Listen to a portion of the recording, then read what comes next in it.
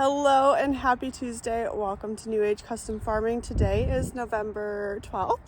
We are a custom farming operation in Wisconsin, and we also do cash crops, and today is another day of harvest. We are going on, it has to be like day 40 something, maybe 50 something of harvest.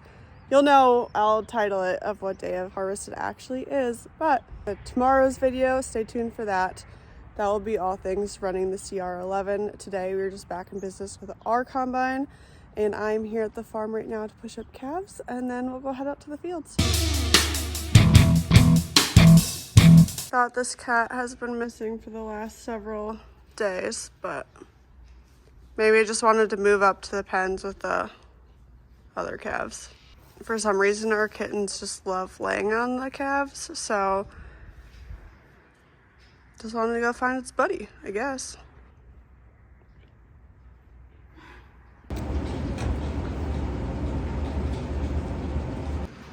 Oh, hello, Georgie.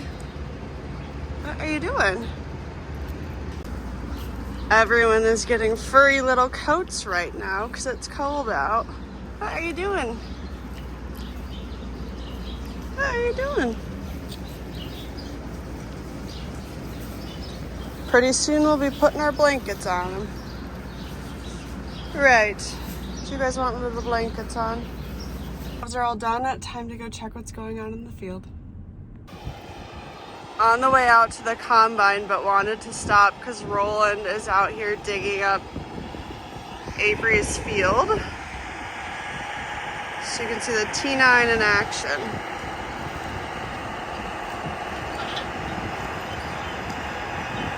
It's got the quadra-till from McFarland's on.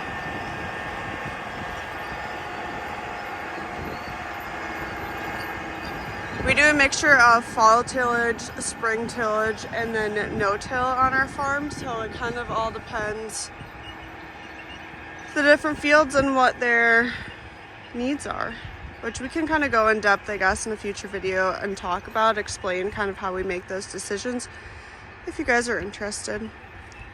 We also have not as big of a tractor, but another one of our tractors up here with another digger on.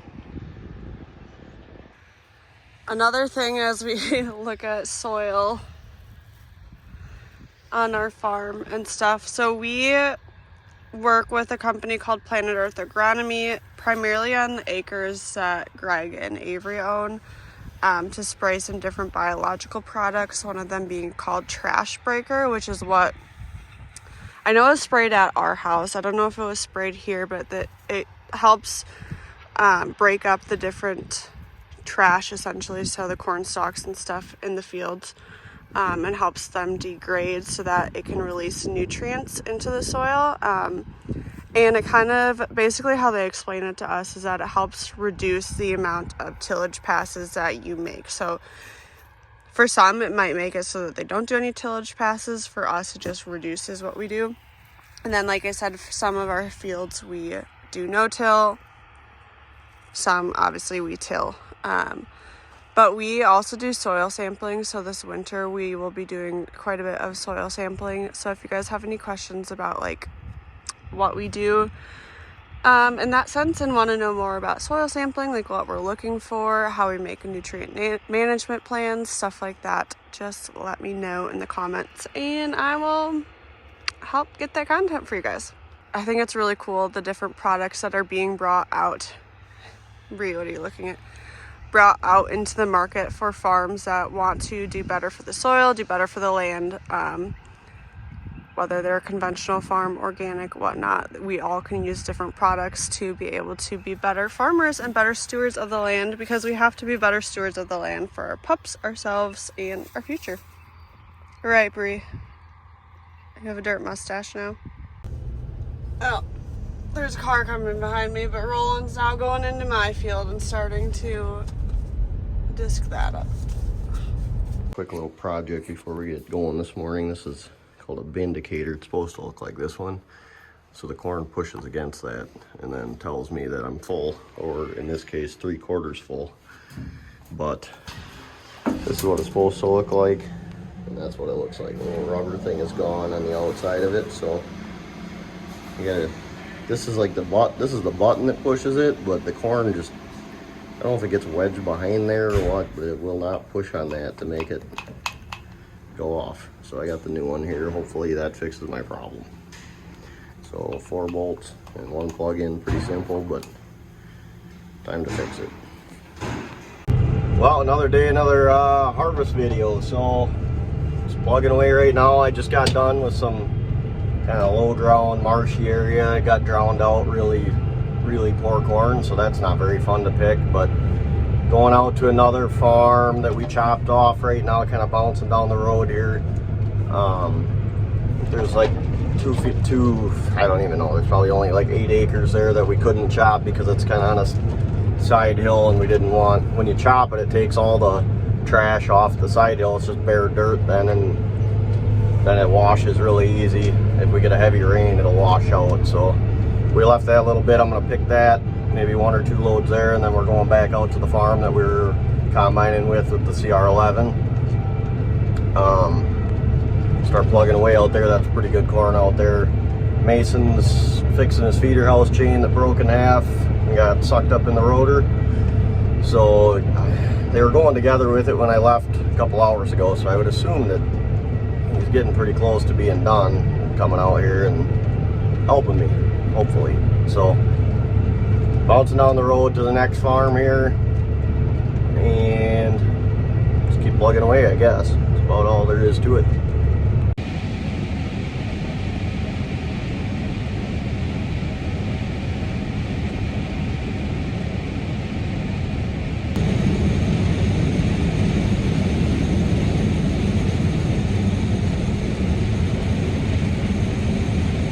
It, and then I'll come back down this outside on the last headland pass.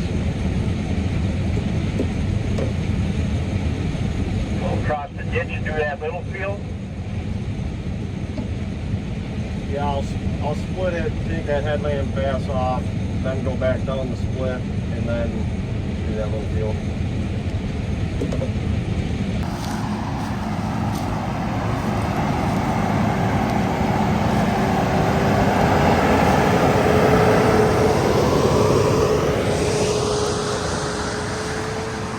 Oh, you're picking corn, so everybody the question is always tracks or tires. Well, there's the tire pass. It's worse over here. We'll show that in a minute. But see how he was sinking in? My pass is next to him. There's no rut. But where he went, he was making a rut. So that's not a huge deal, I mean, because we do tillage, but like if it rains, then the tire tracks fill up with water and it stays wetter there longer, and it's harder to till in. Where I would go with the tracks, he's got probably an 8-inch rut, and I have maybe a 1 or 2 inch rut. So that's where the benefit comes in. The tracks and being able to just, like, obviously he's making it through it, but I can go farther, do it better, and yeah. Well, I checked an old Roland on the way out. Oh, we're twinning. Yeah. I didn't even know. How's it looking out there? Was he at my field or was he at yours? Well, he was at your field. He did a few passes and then he gave up and left and went to my field. Probably because I was standing there watching him and he was like, "Oh, the boss is here. I gotta go do our field." Did you ride with him? No. You didn't want to drive? I did, but he went over to the other field, my field, like as I was leaving to come here. I know Roland loves to do his digging in peace, so. I'm sure he went over to your field to let you drive. I'm sure that's why you went over there. Well, he didn't say anything. Well, why wouldn't you? What do you think? He just picked up in the middle of my field, went to yours because why? Well, Larry was in your field too. Yeah. And then Roland did the headlands and then went over to my field. That's probably because Roland was done with everything that he was going to do with the quadra kill. Larry was going to do the rest with the disc.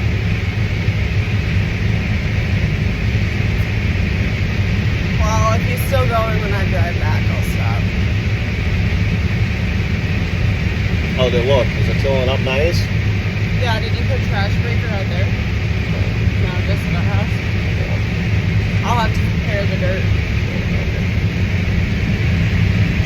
Trash breaker really shouldn't get tilled in like it did. Yeah, I know. We knew that that's what we were gonna do, but whatever. It'll still help, like, the nutrients break down. Yeah. The nutrients release and the trash break down. Yep. Ooh, we're about to have a grain cart collision. Joe stopped in time. Joe's back there. We got one pass in between the combines on each side. This one's unloading on the go, too.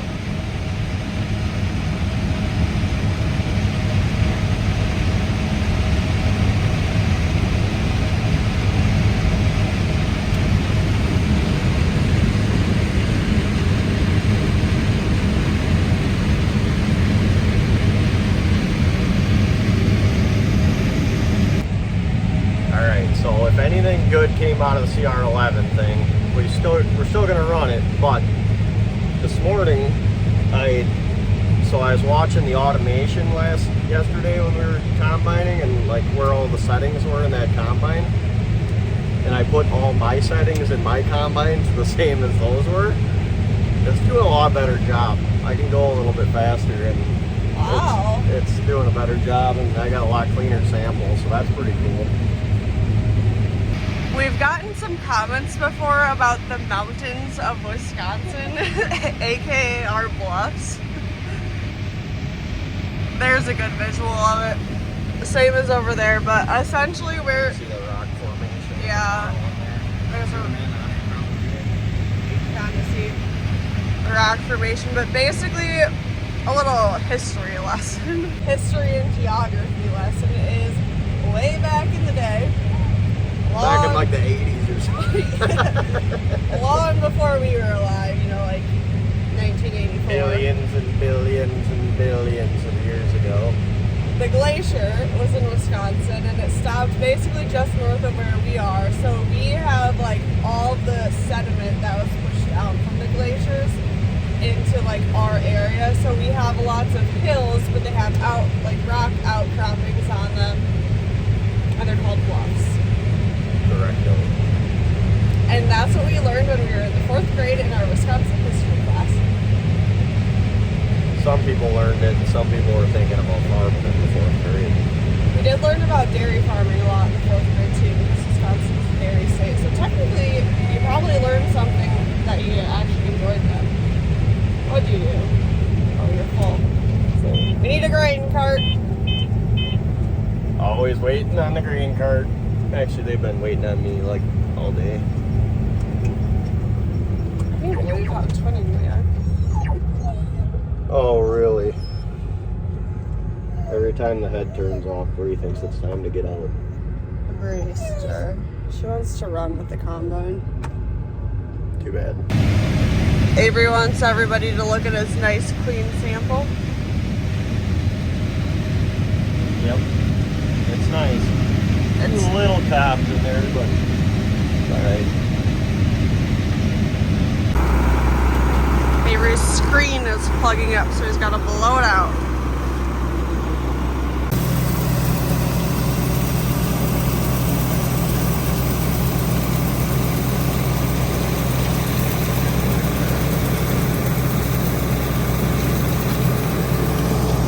Grain cart's here. I'll go unload into it.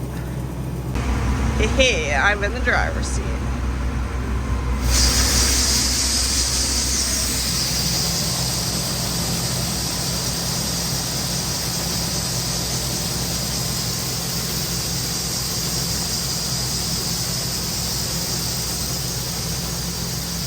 Can't I just finish this pass? Yeah. Fire it up. Hurry up. I don't know what to do. You know what? Push the yellow ones down. This one? No, the other one first. Down? Up. No. Up. Now rev it up. Rev it up. How? The toggle. This one. Dude, We've been over this like 3 times. Oh, yeah. Just click it once. Alright, now you can go. Go ahead.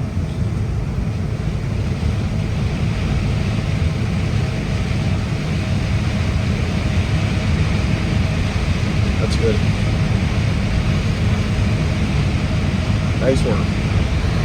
Now you gotta finish filling the cart.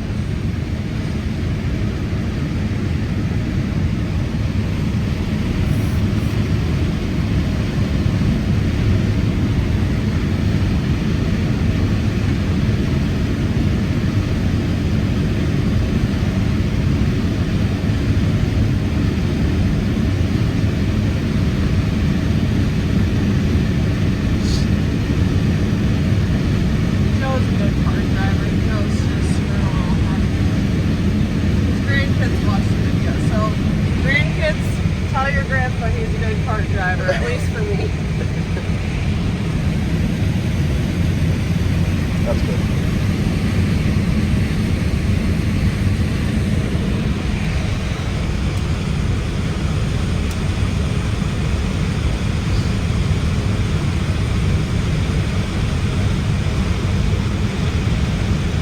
Look at that, I hit it just once.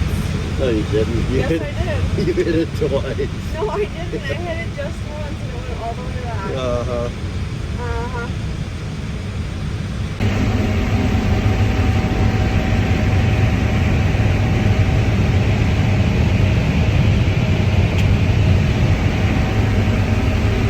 Little late night picking, at least it seems that way. I think it's only like 7 o'clock.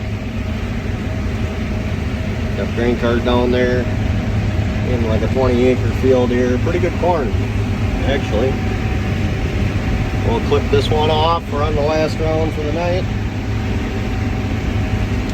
We'll be back at it again tomorrow. Doing a really nice job. They're running pretty good. So now, I'll see you tomorrow.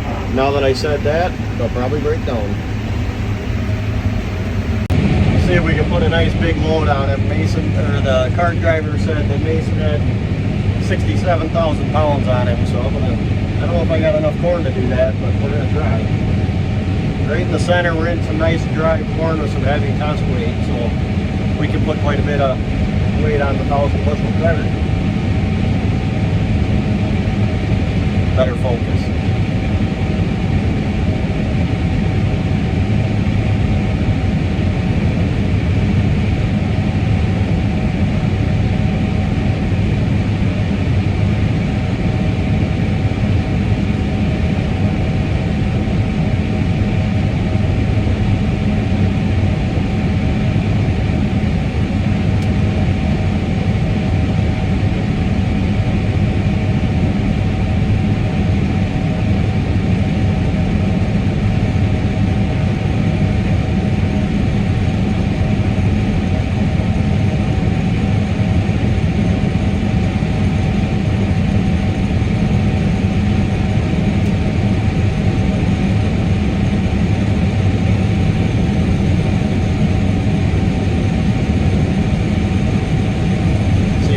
Nice thing is now I'm empty and I can just let it trickle in there pretty slow. I can get it pretty full.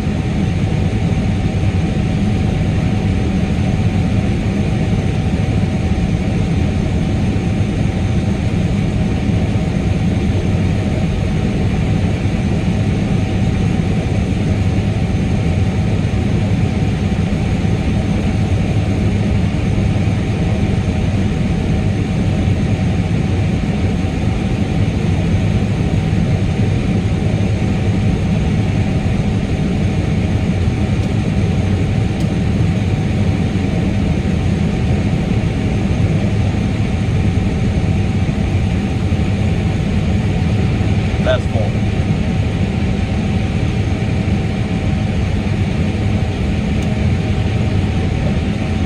Well, did I beat the high score?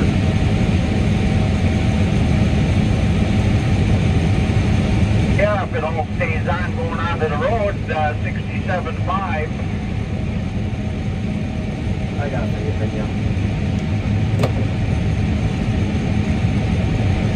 This might become a dangerous game you started, Joe. Your guys' scoring. should have got a video of it. It just went right in front of me in the light. You could have seen it, but too late now. Well, we're pumping some fuel at the end of the night so we can take the barrel home and fill it back up. Then we're heading out. That's going to be it for this video. Thanks for watching, and yeah, we'll catch you in the next one. Just about done with harvest, probably, hopefully 1 or 2 days left, and we'll be done. Thanks for watching.